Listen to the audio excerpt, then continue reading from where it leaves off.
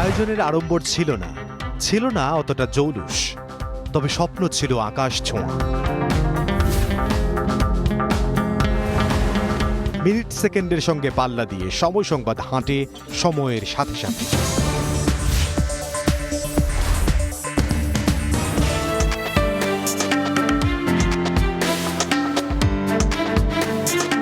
কোনো চ্যানেলে পাবলিশ আর আগে চ্যানেলে আগে পাবলিশড হয়। জিনিসের দাম কমলো কি বাড়লো সময় টিভির নিউজে আর কি দেখি, এবং আমি মনে করি সময় টিভির খবর দেখে আমি নিজেকে সবসময় আপডেট রাখতে পারি।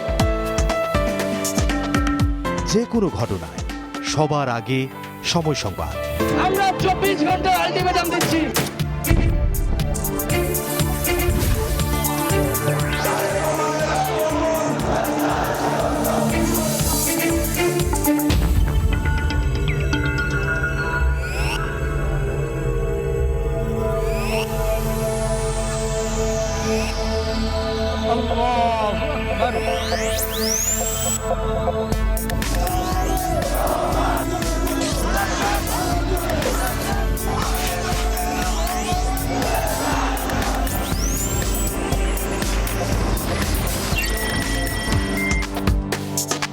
সময় টিভিতে যে কোনো ঘটনা, দুর্ঘটনা যে কোনো দেশের যে কোনো প্রান্তে থেকে আমরা খুব দ্রুত আমাদের হাতের নাগালে চলে আসে। লাইভ কাভারের চমৎকার, খুব অল্প সময়ের মধ্যে দ্রুততার সাথে লাইভগুলো নিয়ে আসেন। ডিজিটাল দুনিয়ায় সময় টিভি এখন আরো দ্রুত, আরো কাছের। সময় টিভি ফলোয়ারের দিক দিয়ে এবং সাবস্ক্রাইবারের দিক দিয়ে সব থেকে এগিয়ে আছে। সবসময় এখন টিভি খুব বেশি দেখা যেহেতু হয় না, তবে তাদের পেজটা ফলো করা হয়, ফেসবুক কিংবা ইউটিউবে তাদের ভিডিওস দেখা হয়। সোশ্যাল মিডিয়াতে যেহেতু সময় টিভির পেজটা খুবই স্ট্রং এবং ফ্যান ফলোয়ার্স অনেক, এর কারণে আমরা বেশিরভাগ সময় ওখানেই চোখ রাখি। বিশেষত আমার একাডেমিক পারপাসে আন্তর্জাতিক যে খবরটা আসে এটা অনেক বেশি নির্ভরযোগ্য মনে হয়। সংবাদের পাশাপাশি আমি ভবিষ্যতে সময় টিভিতে দেখতে চাই আরও শিক্ষামূলক এবং প্রযুক্তিভিত্তিক অনুষ্ঠান।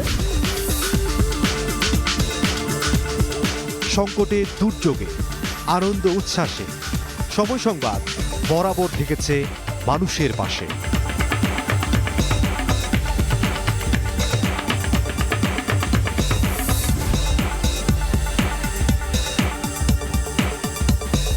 এশিয়া কাপে বাংলাদেশের মেয়েদের শুভ সূচনা।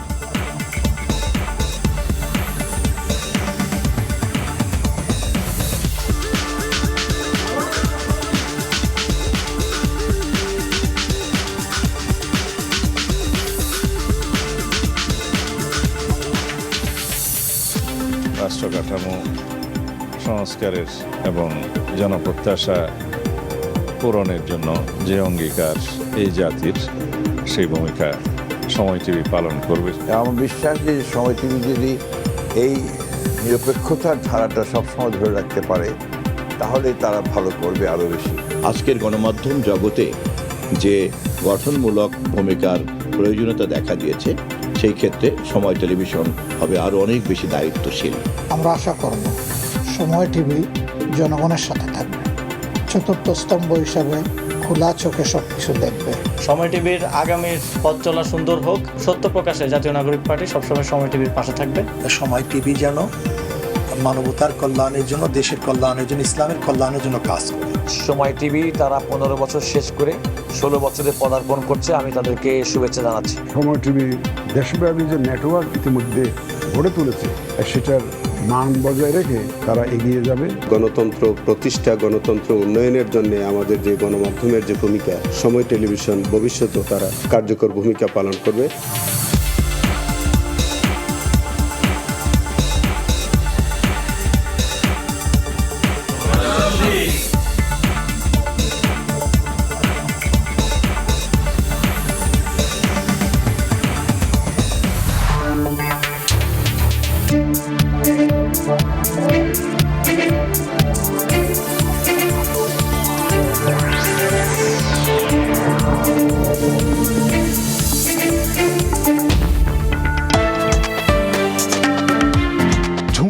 চাপ, দায়িত্ব সবকিছুকে ছাপিয়ে থাকে একটাই শক্তি, একটাই প্রেরণা, সত্যের প্রতি অটল অঙ্গীকার।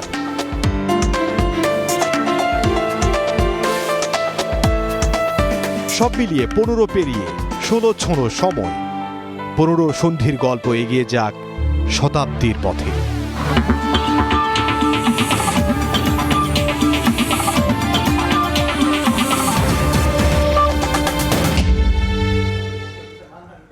পনেরো পেরিয়ে 16 ছুঁয়েছে সময় সংবাদ। 15 বছরের যাত্রাপথের খানিকটা দেখলাম তথ্যচিত্রে।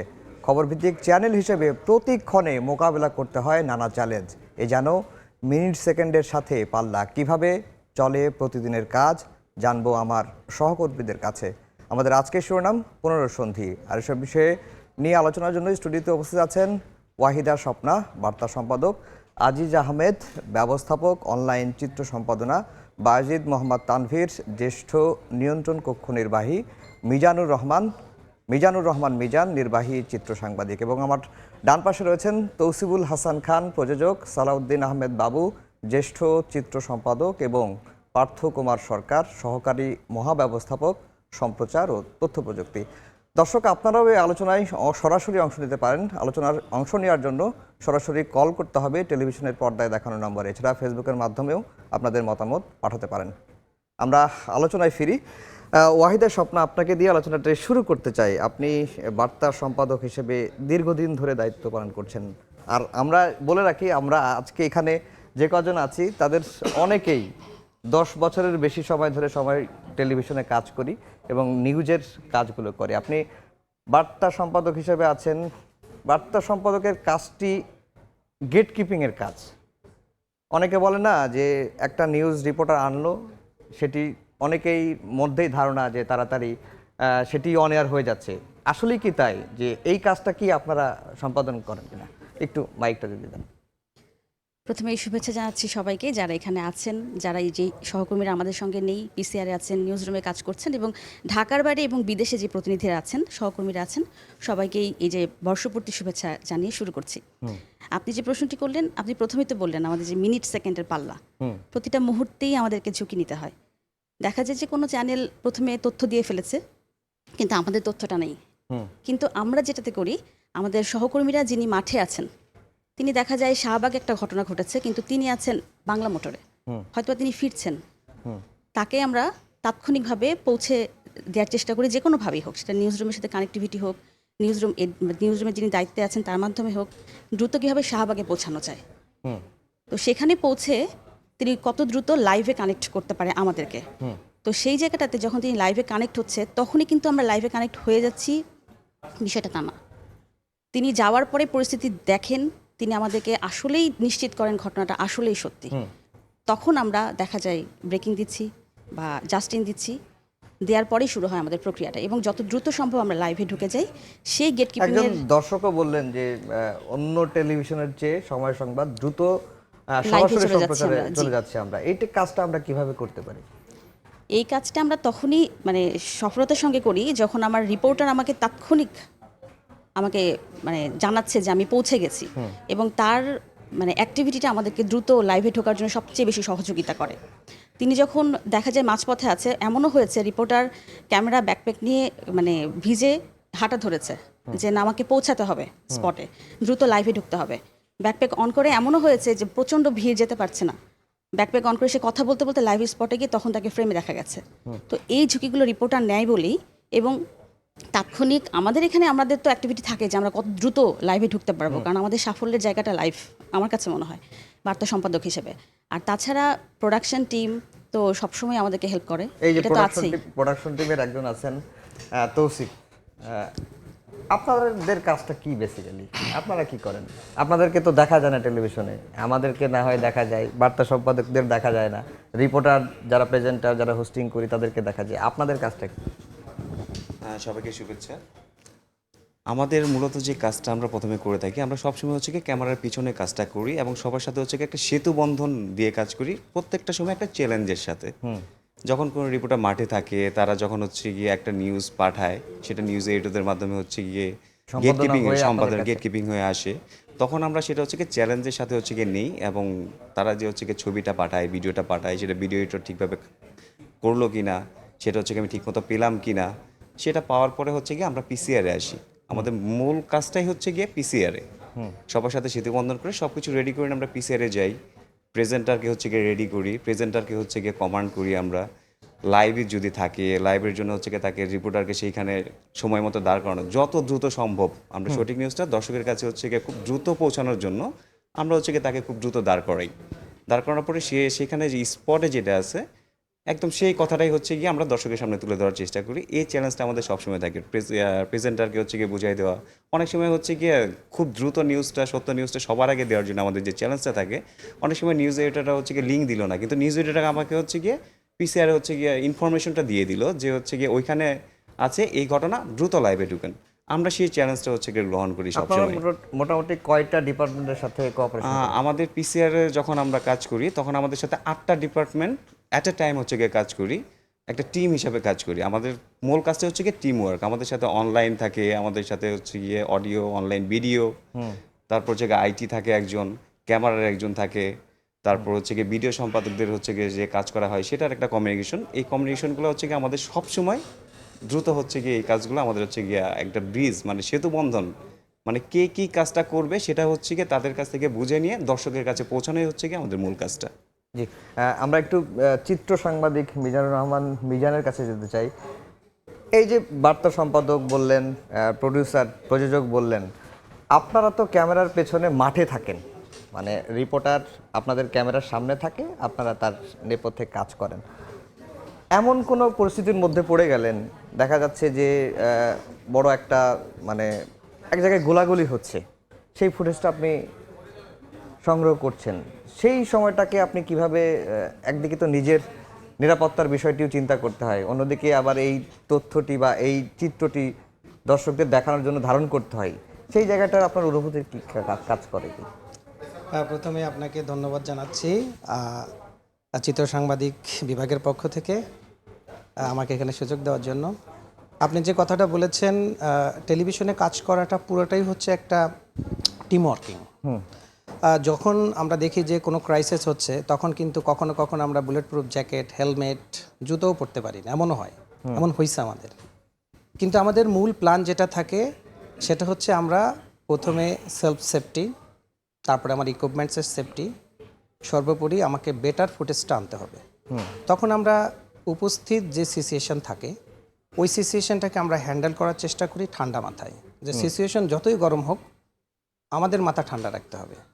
পাশাপাশি যেটা তৌসিফ ভাই বলছিলেন, ওনাদের সাথে আমাদের কমিউনিকেশন থাকে, আপনাদের সাথে কমিউনিকেশন থাকে।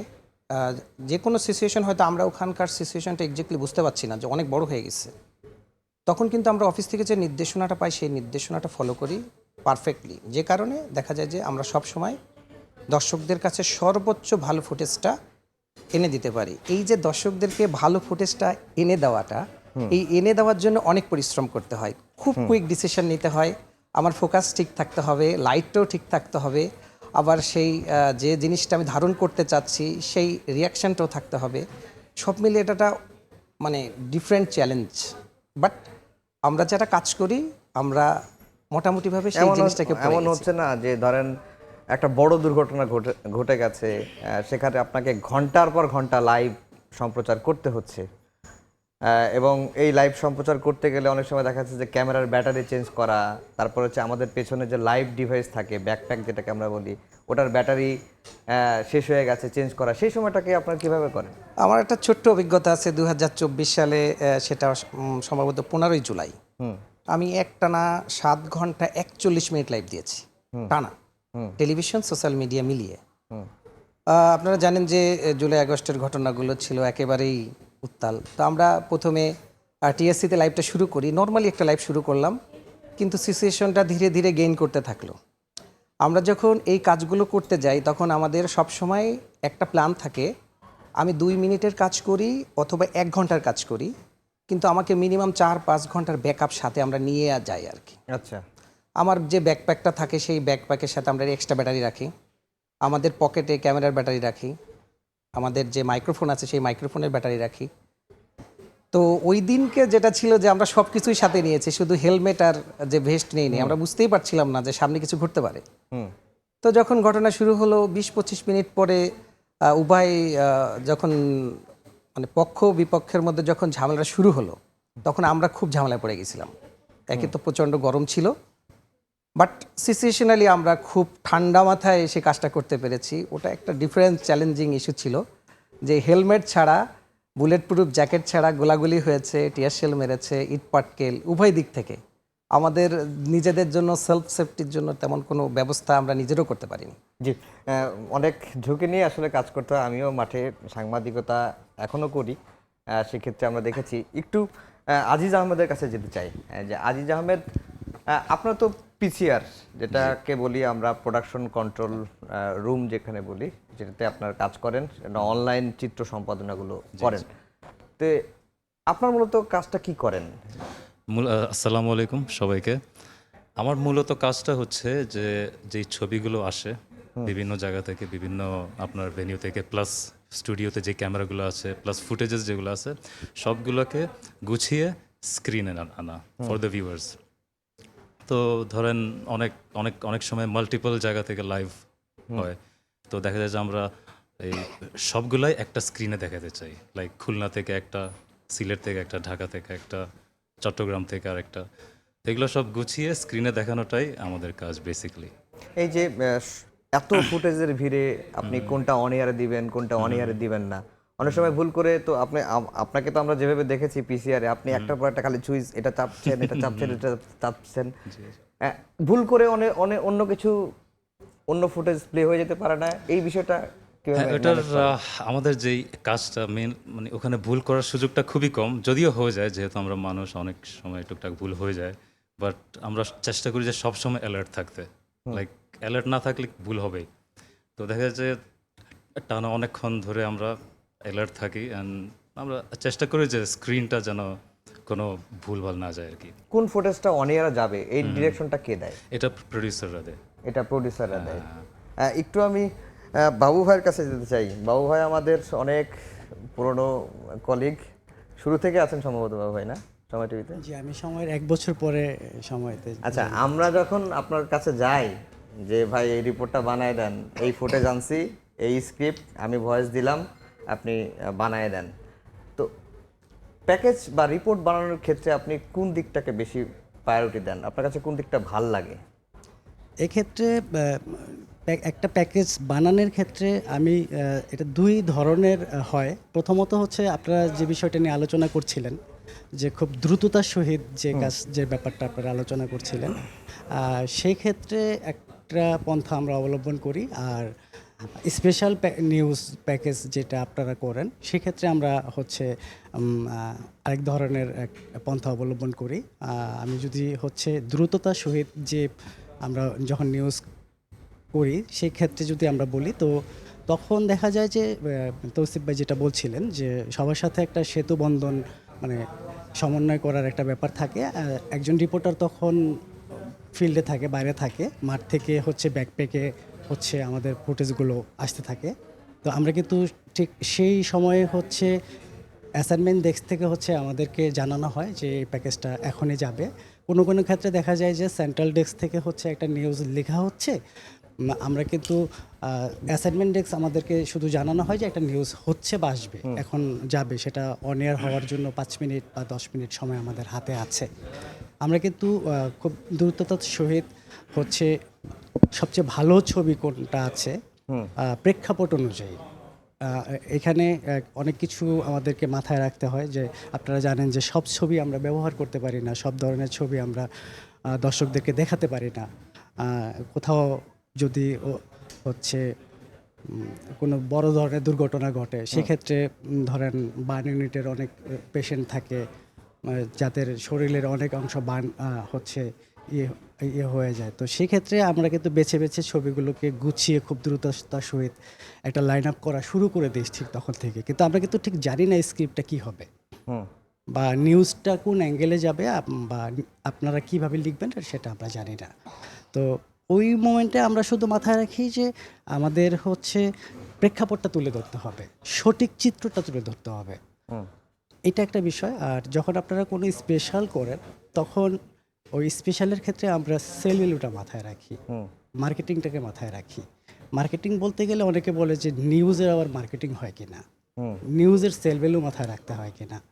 একটা নিউজের ক্ষেত্রে আপনারা কোনো একটা প্রেক্ষাপট তুলে ধরছেন, তো সেই প্রেক্ষাপটের যে অ্যাঙ্গেলটা পুরোপুরিভাবে দর্শকদেরকে খুব সাবলীলভাবে সহজভাবে এটাকে যদি আমি এইভাবে বলি যে আমরা হচ্ছে নাটক সিনেমায় যেটা থাকে সেখানে কিন্তু আমরা যখন দেখি তখন কিন্তু এক ধরনের কিউরিসিটি তৈরি হয়। এটাই আমি জিজ্ঞেস করতে চাচ্ছিলাম যে নাটক সিনেমার যে ভিডিও সম্পাদনা আর নিউজের ভিডিও সম্পাদনার মধ্যে পার্থক্য কি? এক কথায় যদি বলি যে নাটক সিনেমাতে আমরা হচ্ছে কিউরিসিটি ধরে রাখি, এরপর কি হবে, এরপর কি হবে। অডিয়েন্সকে আমরা গল্পটা পুরোপুরি বলি না। দর্শক গল্পটা নাটক সিনেমার ক্ষেত্রে পুরো গল্পটা শেষে কমপ্লিট করে বুঝতে পারে। কিন্তু আমরা কিন্তু যখন নিউজে আসি, আমরা নিউজের প্রথম শট থেকেই অডিয়েন্স বুঝে যায় যে এখানের মূল ঘটনাটা কি হচ্ছে।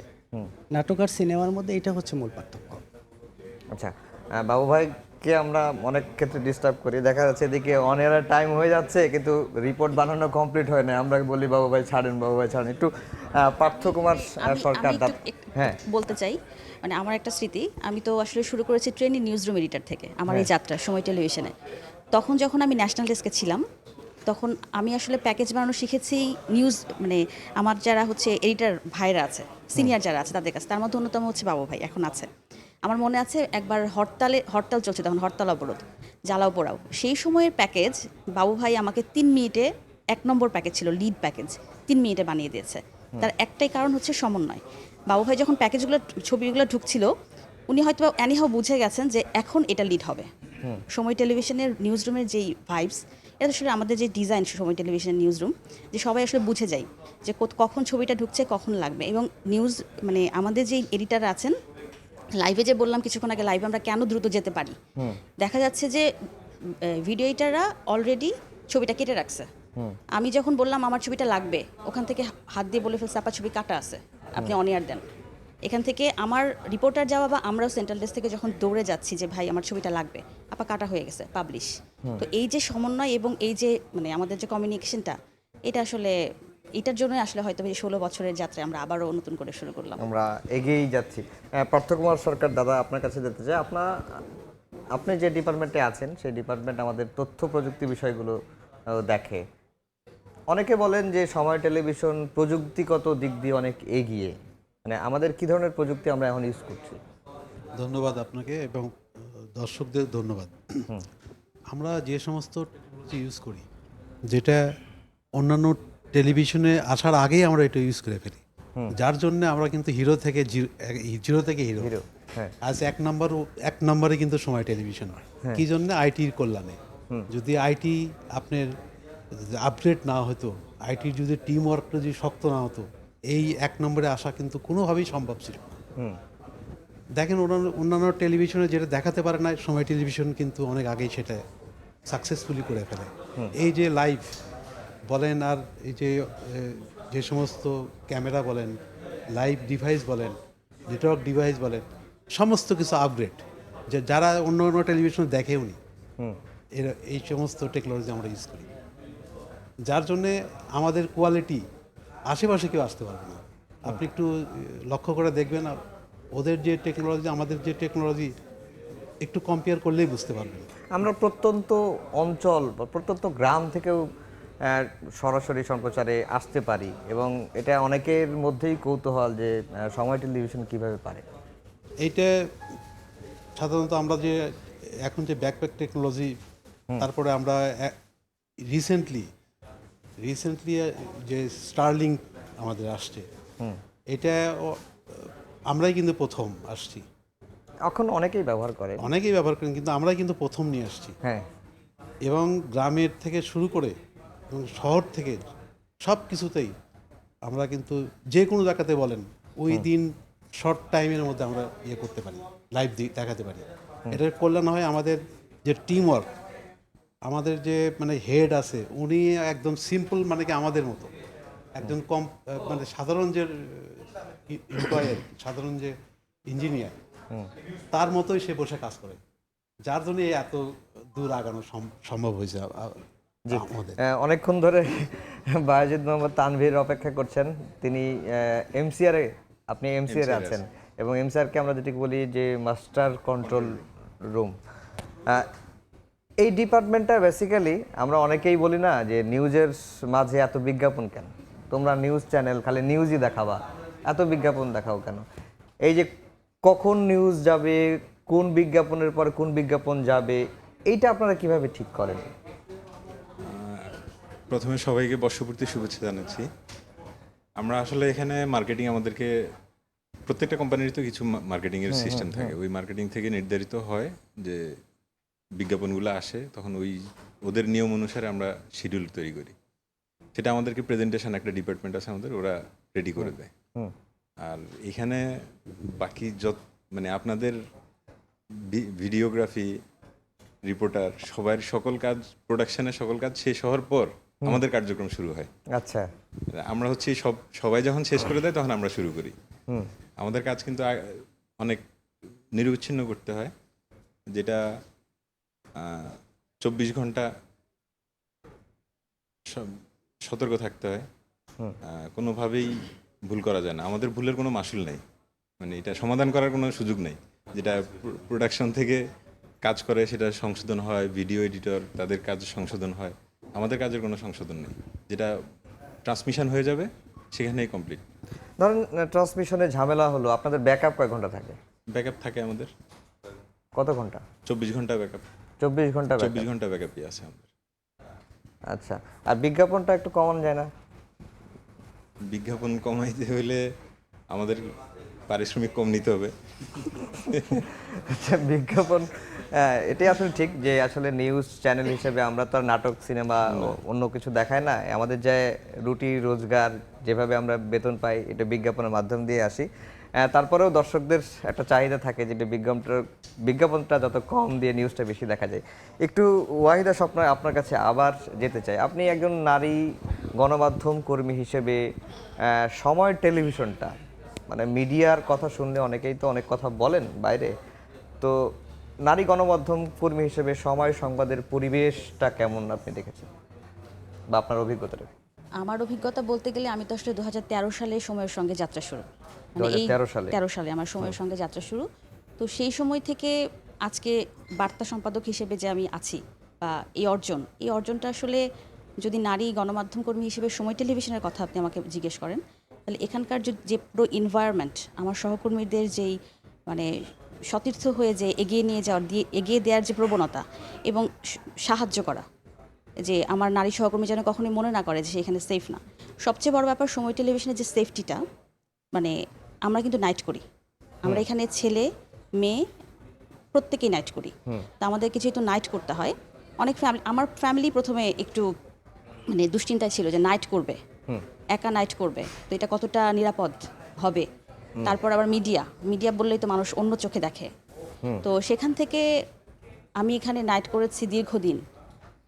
সেখানে নাইট করার পরে এখানে আমার মানে আমি হয়তো বা একা নিউজ রুমে একা একটা মেয়ে, আমার সব সহকর্মীরাই ছেলে, তো কখনোই মনে হয়নি যে আমার এখানে নিরাপত্তা ঘাটতি কোথাও হতে পারে। এবং প্রত্যেকের ফ্যামিলি, যারা মেয়েরা এখানে নাইট করছি বা আমরা এখানে যারা কাজ করছি, আমাদের এনভায়রনমেন্ট, মানে আমাকে যদি জিজ্ঞেস করেন তাহলে সেটা আসলে এগিয়ে যাওয়ার মতোই। জি, তৌসিফের কাছে আবার যেতে চাই। তৌসিফ, এই যে কখন আমরা লাইভে যাচ্ছি, কখন রিপোর্ট দেখাচ্ছি, এই সিদ্ধান্তটা আপনার কার কাছ থেকে?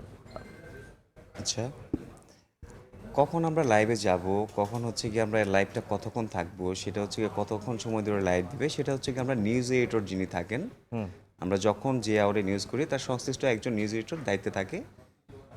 সে হচ্ছে গিয়ে আমাদের পুরো একটা ক্রোনোলজিক্যাল রানডাউন হচ্ছে গিয়ে, আমরা যেটাকে রানডাউন বলি, অনেকে রান অর্ডার বলে, সেটাকে হচ্ছে গিয়ে তারা হচ্ছে গিয়ে আমাদের রেডি করে দেন।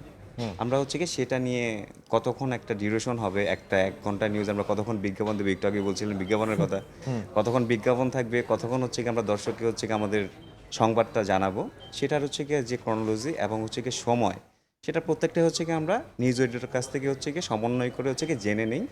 এবং লাইভে যিনি দাঁড়িয়ে আছেন তাকে হচ্ছে আমরা কনফার্ম করি, তুমি এই ইভেন্টটা নিয়ে বা এখানে যে ঘটনাটা ঘটেছে সেটা নিয়ে তুমি 2 মিনিটের একটা সময় পাবা, 2 মিনিটে তুমি হচ্ছে গিয়ে সেখানকার মূল কথাটা তুলে নিয়ে আসবা। আমরা হচ্ছে গিয়ে লাইভের যে সময়টা থাকে সেটা ওখান থেকে নিয়ে রিপোর্টারের সাথে সেভাবে সমন্বয় করে হচ্ছে গিয়ে আমরা সেটা দর্শকের সামনে তুলে ধরি আর কি। এবং প্রেজেন্টারদের কিভাবে কন্ট্রোল? আমরা প্রেজেন্টারদের কন্ট্রোল যেটা করি, প্রেজেন্টারদের হচ্ছে গিয়া যখন তারা বসে তাদের অডিও হচ্ছে কি আমরা পাচ্ছি কিনা, আমাদের সঙ্গে যে অনলাইন অডিও থাকে, ভিডিও থাকে, তাদের মাধ্যমে হচ্ছে কি আমরা কনফার্ম করে থাকি। এবং প্রেজেন্টারকে হচ্ছে কি আমরা সবসময় একটা ক্রোনোলজিক্যাল রানডাউন তাদের কাছে থাকে, কার পরে কোন স্টোরির পরে হচ্ছে গিয়ে কোনটা যাবে, তাদেরকে হচ্ছে গিয়ে আমরা প্রতিনিয়ত আপডেট করতে থাকি। এবং তারা হচ্ছে গিয়ে তাদের সামনে যে রানডাউনটা থাকে সেখানে দেখেও তারা হচ্ছে গিয়ে দেখে নিতে পারে। আমরা হচ্ছে গিয়ে তাদের কন্ট্রোল কীভাবে করি, মানে দর্শক তো বুঝতে পারে না যে আসলে প্রেজেন্টার কীভাবে পড়ছে। আমরা হচ্ছে গিয়ে পিছন থেকে যে কাজটা করি, আমাদের সামনে হচ্ছে গিয়ে তো সেই রানডাউনটা আছে, আমরা প্রেজেন্টারকে কোন সাবজেক্টটার পরে কোন সাবজেক্টে আসবে, কোন স্টোরির পরে কোন স্টোরি পড়বে, কোনটা আমার হাতে আছে।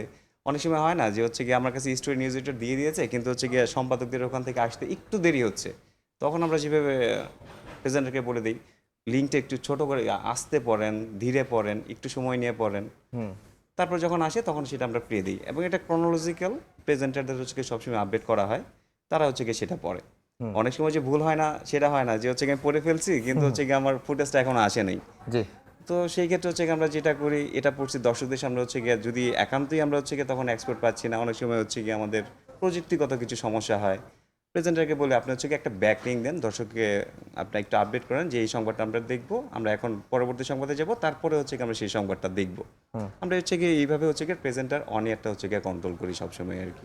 জি, বাবুভার সাথে তখন কথা বলার সময় একটা বিষয় মাথায় আসলো, এখন তো এআই এর যুগ এবং এআই দিয়েও কিন্তু ভিডিও এডিটিং করা যায়, একটা রিপোর্ট বানানো যায় এবং অনেক কিছু দেখা যাচ্ছে। আমাদের ওইদিকে যাওয়ার কোনো সুযোগ বা ওইটা কতটুকু আমাদের জন্য স্বাচ্ছন্দ্যপূর্ণ হবে বা ওইটার ঝুঁকি আছে কিনা রিপোর্ট বানানোর? ঝুঁকি আছে বিষয়টা বলবো না, এআই এর বিষয়টাতে সেটা হচ্ছে যে আমরা যেহেতু হচ্ছে গণমাধ্যম, আমরা হচ্ছে যেটা হচ্ছে প্র্যাকটিক্যাল হচ্ছে ঘটনা, দর্শকদেরকে আমরা সেই ঘটনাগুলো তুলে ধরি। তো সে জায়গা থেকে আমি বলবো যে এর মাধ্যমে তো কোনো ঘটনার একটা ঘটনা ঘটলো, কোথাও কোনো দুর্ঘটনা ঘটুক, কোনো ভালো কিছু হোক, আমরা তো সেই সংবাদ যেটা হয় এই প্রেক্ষাপটগুলো তো এর মাধ্যমে তৈরি করা সম্ভব না। যেহেতু এটা করা সম্ভব না, সেহেতু আমাদেরকে তো ওই চিত্রটা আমাদেরকে আমরা ঠিক যে মানে পদ্ধতিতে, মানে আমাদের একজন একটা টিম যে চিত্র ধারণ করে তারপরে সেটা আমাদেরকে পাঠিয়ে আমরা যে খবরটা তৈরি করি, এইটা এআই এর মাধ্যমে ঠিক সংবাদটা কতটুকু করা যায় এটা একটু আমি বলবো যে আমি বলতে চাচ্ছিলাম, ধরেন আমরা আমাদের চিত্র সাংবাদিক মিজানুর রহমান মিজান ভিডিওটা নিয়ে আসলেন, নিয়ে আসার পরে এআই সফটওয়্যারের মাধ্যমে সেটা এডিটিং করে দিলেন। এটা এই এআই এর মাধ্যমে যে আপনি একেবারে এডিটিং করে ফেলতে পারবেন এটা আমি নাকচ করব। কারণ হচ্ছে যে ইমোশন, যেটা আবেগের যে বহিঃপ্রকাশ, এইটা কখনো হচ্ছে আমি প্রম্পট করে স্ক্রিপ্টিং করে এআইকে দিলে ও আমাকে জেনারেট করে দিতে পারবে, কিন্তু তার থেকে হচ্ছে আমাদের যে আপনার আমি এটাকে বলবো হচ্ছে আমাদের মধ্যে যে হিউম্যান যে বিষয়টা, আমাদের আবেগটা আমরা যেভাবে ফুটিয়ে তুলতে পারবো আমাদের কালচার অনুপাতে, আমাদের যে দর্শকদের যে চাহিদা, আমাদের সেই জায়গা থেকে আমি বলবো যে এডিটিংয়ের নিউজের ক্ষেত্রে এর ব্যবহারটা এখনও ওইভাবে আসলে ততটা জনপ্রিয় হয়ে ওঠেনি বা এটা হতে আমি সহজলভ্য না, এটা সময় সাপেক্ষ ব্যাপার, এটা নিয়ে আরো গবেষণার দরকার আছে আমি বলবো। জি, মিজানুর রহমান মিজান, আপনার আরও কিছু অভিজ্ঞতা ছোট করে জানতে চাই। আপনি ধরেন একটা মাঠে গেলেন রিপোর্ট করতে, এবং রিপোর্ট কাভার করার ক্ষেত্রে তো নানান চ্যালেঞ্জের কথাও বললেন, সকল চ্যালেঞ্জ মোকাবেলা করেই আপনাকে সঠিক ভিডিওটি ধারণ করে নিয়ে আসতে হয়। অনেক সময় দেখা গেল যে আপনি ধারণ করছেন সব কিছু, কিন্তু প্রযুক্তিগত কারণে বা সামহাউ যে কোনোভাবে ডিলিট হয়ে গেল, তখন কি অবস্থা হয়? আমি অনেক বছর কাজ করছি, এই অভিজ্ঞতাটা এখন আমার হয়নি যে ডিলিট করার বিষয়গুলো। কারণ হচ্ছে এর আগে যখন ক্যাসেট ইউজ করতাম তখন তো ডিলিটের অপশানগুলো ছিল না। কার্ড আসার পর থেকে আমাদের একটা বেসিক ট্রেনিং হয়েছিল, ওই ট্রেনিংটা 2011 সালে হয় এখানেই, সময় টিভিতে। সময় টেলিভিশনে। তো আমরা তখন যে স্কিলটা গেইন করেছি, যেটা ভাই বলছিল এমসিআরের মতো বা প্রডিউসারের মতো, যে আমরা যে কাজটা করি তখন সর্বোচ্চ সতর্ক হয়েই কাজটা করি। কারণ আমি যে ফুটেজটা নিয়েছি, যতটা মেধা শ্রম আমি ওখানে ইনভেস্ট করেছি, আবার আর এক সহকর্মী হয়তো সেটা নাও করতে পারে। ফলে আমি যে জিনিসটা নিয়েছি আমার কাছে সবসময় মনে হয় যে আমি বেটার পরিশ্রমটা করে মানে ভিজুয়ালটা নিয়েছি। ফলে আমার জিনিসটা আমি যেমন কাউকে দিতে গেলেও আমার একটু খারাপ লাগে, আবার আমি কোনো জিনিস ডিলিট করতে গেলে বা কিছু করতে গেলে খুবই সতর্ক থাকি যাতে কোনো রকম অফিস যেন আমার কারণে বদান না হয়, কারণ খুব কুইক টাইমের মধ্যে তো জিনিসগুলো আমাদেরকে দিতে হবে। এখন আমি মাননীয় প্রধানমন্ত্রীর সাথে সারা দেশে সফর করেছি, মানে আমি প্রথম দিন গুলশান থেকে শুরু করেছি, লালবাগে শেষ করেছি, এর সাথে সালিম ভাই নেমে গেছে, আবার মোরসালিন ভাই উঠেছে, এরকম হয়েছে। মানে রিপোর্টার চেঞ্জ হয়েছে? হ্যাঁ, রিপোর্টার চেঞ্জ হয়েছে, কিন্তু আমি চেঞ্জ হই নাই। এই টানা সময়টা কিন্তু আমি এই জিনিসটা খুব সতর্কভাবেই কাজগুলো করেছি, যে আমার ব্যাটারি, আমার কার্ড, আমার ব্যাকপ্যাকের ক্যাবেল, স্টারলিং একদম নতুন ইউজার ছিলাম তখন, ভাই যেটা বলতেছিলেন, স্টারলিংটা আমাদেরকে খুবই দুর্দান্ত সাপোর্ট দিয়েছে, কারণ আমরা অনেক রিমোট এরিয়া গিয়েছি যেখানে আমার ব্যাকপ্যাক নেটওয়ার্ক পাচ্ছে না, সেখানে কিন্তু আমরা স্টারলিং থেকে লাইভ করতে পেরেছি। দর্শক বা আমাদের অন্যান্য সহকর্মীরা সবসময় বলা করেন সময়কে আগে থাকতেই থাকে, যেটা স্বপ্নবা বলছিলেন। আমরা তো গাড়িতে উঠেই ব্যাকপ্যাক ক্যামেরা অন করে রেডি থাকে যে কোনো সময় যে কোনো অবস্থাতেই আমরা লাইভ দিতে পারবো।